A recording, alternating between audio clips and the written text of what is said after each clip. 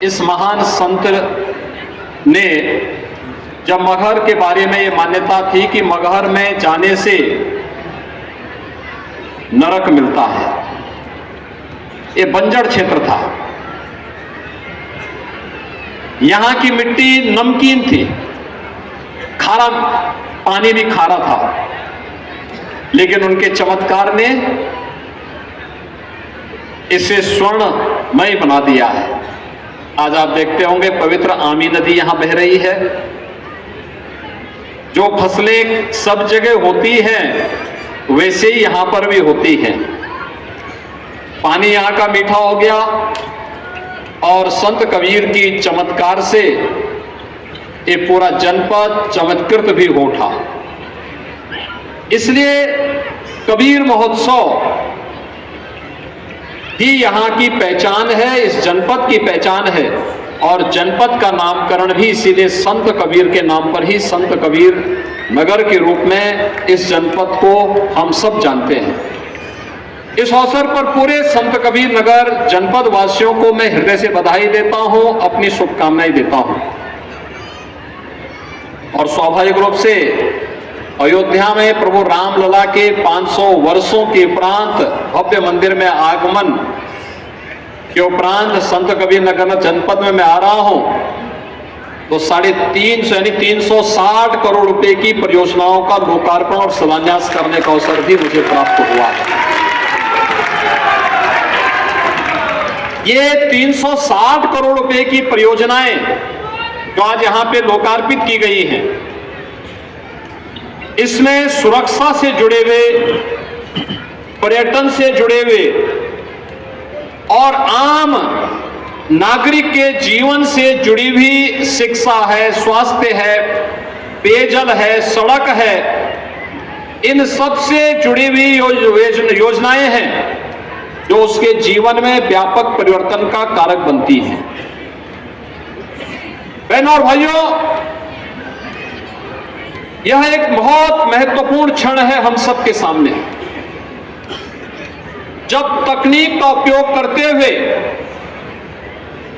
हम लोग हर नागरिक को सुरक्षा की गारंटी दे सकते हैं।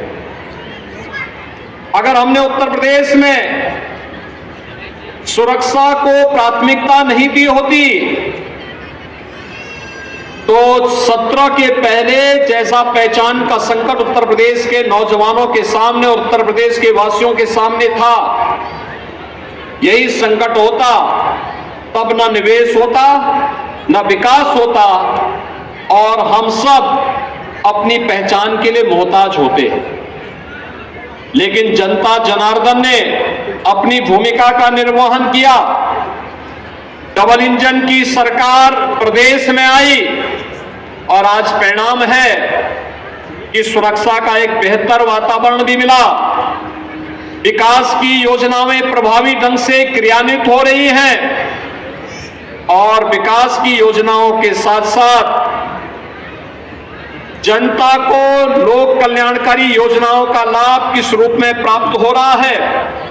आज इस कबीर महोत्सव के अवसर पर मगहर में 600 बालिकाएं दाम्पत्य जीवन के साथ यहां पर शादी ब्याह के कार्यक्रम के साथ जोड़ रही हैं। उनका विवाह का कार्यक्रम मुख्यमंत्री सामूहिक विवाह योजना के माध्यम से आज यहां संपन्न हो रहा है। मैं इस अवसर पर यहां के जनप्रतिनिधियों और प्रशासन को इस कार्य के लिए हृदय से बधाई देता हूं और इन सभी परिवारों को भी अपनी शुभकामनाएं देता हूं जिन परिवारों की बालिकाओं का, बालकों का ये शादी ब्याह हो रहा है। मैं तो देख रहा था, मैंने वहां एक जोड़े को वहां पर मैं देख रहा था, वहां पर मैंने पूछा तो पता लगा लड़का तो गोरखपुर का ही रहने वाला है। तो मैंने कहा देखो तुमने अपना कार्ड नहीं दिया, लेकिन देखिए सरकार की योजना मुझे यहां लेके आ गई, मैं बिना बुलाए मेहमान आपकी शादी में शामिल हो गया। आप सोचिए 600 बालिकाओं की शादी, दहेज मुक्त विवाह, दहेज माँ बाप नहीं देंगे, खाने पीने की व्यवस्था माँ बाप को नहीं करनी है, ये कनात, ये तंबू, ये जितना भी तामझाम है सब माँ बाप को नहीं करना है। ये सारी व्यवस्था सरकार करेगी। 51,000 रुपए हर जोड़े की शादी के लिए, जिसमें से 35,000 रुपए बालक बालिका के खाते में जमा कर दिया जाता है। 10,000 रुपए का सामान बालिका और बालक के लिए खरीदे जाते हैं और 6,000 रुपए खाने पीने आदि व्यवस्था में यहां पर खर्च हो रहे हैं। 51,000 रुपए हर जोड़े को शादी ब्याह के लिए सरकार उपलब्ध करवा रही है। यह एक बड़ा कार्यक्रम और मुझे आज बताते हुए प्रसन्नता है कि प्रधानमंत्री मोदी जी के बेटी बचाओ बेटी पढ़ाओ के कार्यक्रम की कड़ी में उत्तर प्रदेश की योजनाएं के साधन उसके माध्यम से सृजन हो सके, लोगों को मनोरंजन का एक केंद्र बन सके, प्रवासी पक्षियों का एक केंद्र ये बखरा झील बन सके और मछुआरों के लिए भी मछली पालन का एक प्रमुख केंद्र के रूप में उसको विकसित किया जा सके। इस दृष्टि से बखरा झील के पुनरुद्धार की एक बड़ी कार्य योजना हम लोग तैयार कर रहे हैं। लेकिन साथ साथ यहां पे कामेश्वर धाम मंदिर के लिए भी पुनरुद्धार और पर्यटन विकास के कार्यक्रम को हम आगे बढ़ाने जा रहे हैं। संत कबीर नगर जनपद में आने वाले समय में अपना मेडिकल कॉलेज हो। मैंने प्रशासन से पहले ही कह रखा है कि भाई यहां के लिए भी जमीन चिन्हित करिए, कहां यह बन सकता है और अड्डे के निर्माण की कार्रवाई को भी आगे बढ़ाया जा सके। जहां ये हो, अगर इतनी सब सुविधाएं देनी है तो उसके लिए सुरक्षा का माहौल चाहिए और इसी के लिए integrated command and control centre, integrated command and control centre जहां पे एक ही जगह से बैठ करके, एक कमरे में बैठ करके पूरे नगर और जनपद के प्रमुख स्थानों की सीसीटीवी से एक एक जगह की जानकारी वहां पर कैद होती रहेगी, रिकॉर्ड भी होती रहेगी, लोग देखेंगे भी। और अगर किसी ने बदमाशी करने का प्रयास किया, किसी बेटी को छेड़ने का प्रयास किया, किसी की इज्जत पे हाथ डालने का प्रयास किया या कहीं चोरी डकैती करने का प्रयास किया, तो अगले चौराहे पे जाते जाते पुलिस उसको स्वयं दबोच देगी, भाग नहीं पाएगा, वो भाग नहीं पाएगा। एक जगह से सब कुछ वहीं से उसको पता ही नहीं लगेगा, लेकिन अगले चौराहे पर इससे पहले कि कुछ हो तब तक राम नाम सत्य है की बात सामने आ जाएगी।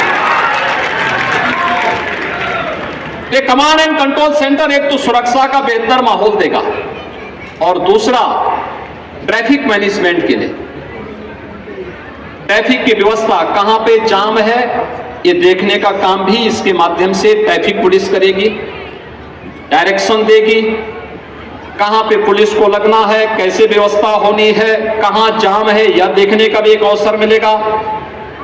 नगर पालिका परिषद स्वच्छता के कार्यक्रम की मॉनिटरिंग भी इस ICCC से देख सकती है।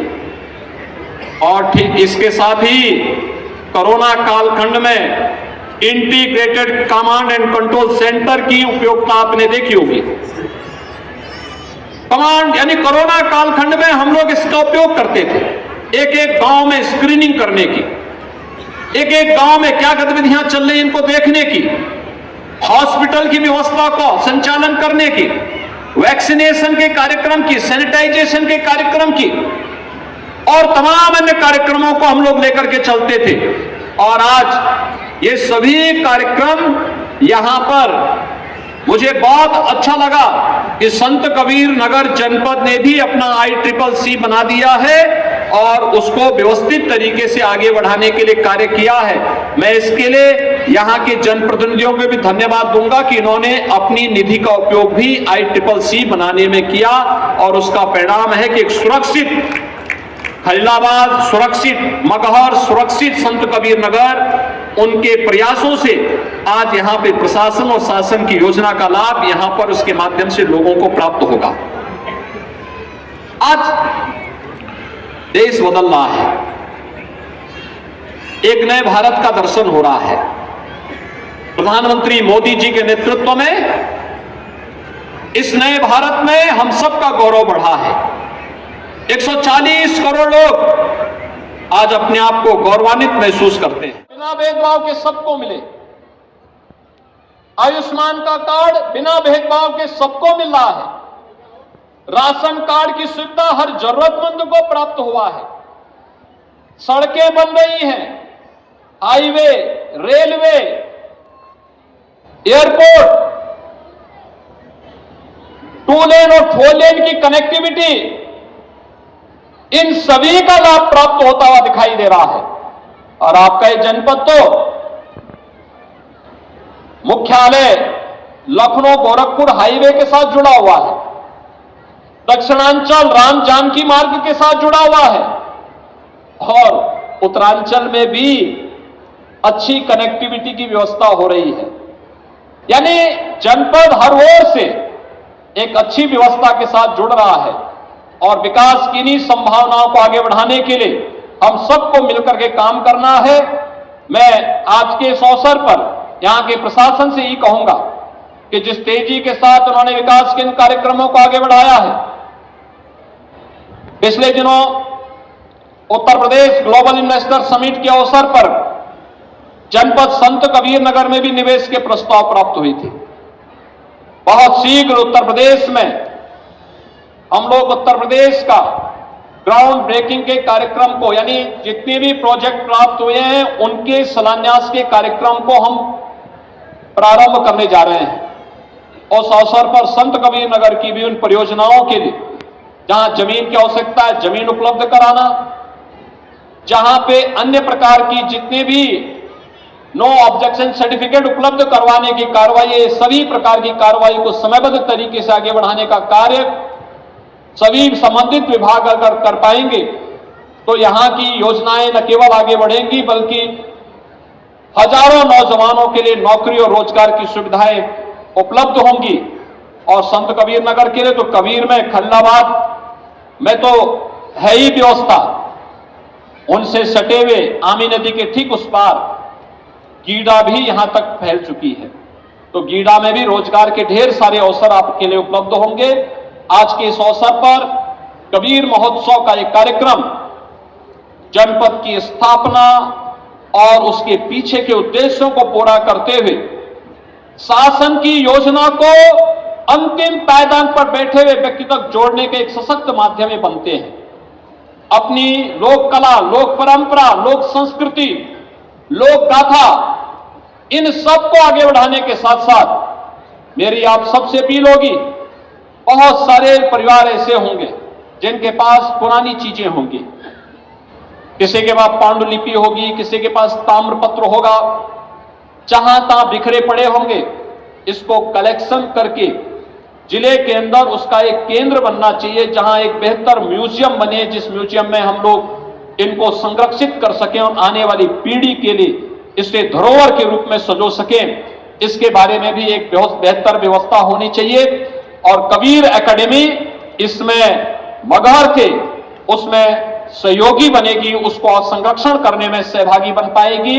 इस विश्वास के साथ आज के इस अवसर पर मैं एक बार फिर से कबीर महोत्सव 2024 के इस समापन कार्यक्रम के अवसर पर यहां के जनप्रतिनिधियों, यहां के प्रशासन को और इस पूरे कार्यक्रम में सहभागिता निभाने वाले जितने भी कलाकार आए हैं, वे बाहर के भी थे, लोकल भी थे, यहां के महंत जी को, यहां के पूर्व और वर्तमान जनप्रतिनिधियों को, अन्य सभी महानुभावों को, उद्यमियों को, जिनकी भी सहभागिता इस पूरे समारोह के साथ रही है, कार्यक्रम के साथ रही है, उन सबका हृदय से अभिनंदन करते हुए उन्हें बधाई देता हूं एक सफल आयोजन के लिए और अपनी शुभकामनाएं देते हुए वाणी को विराम देता हूं। धन्यवाद। जय जय श्री राम। बहुत बहुत धन्यवाद, आभार माननीय आपके आशीर्वचन के लिए। आप सभी अपने स्थान पर बैठे रहें।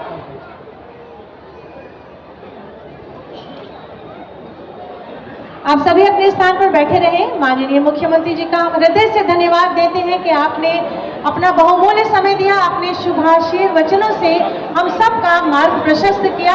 हम इसी प्रकार से आपका मार्गदर्शन आजीवन चाहेंगे और आप सभी अपने स्थान पर बैठे रहें। कृपया भगदड़ की स्थिति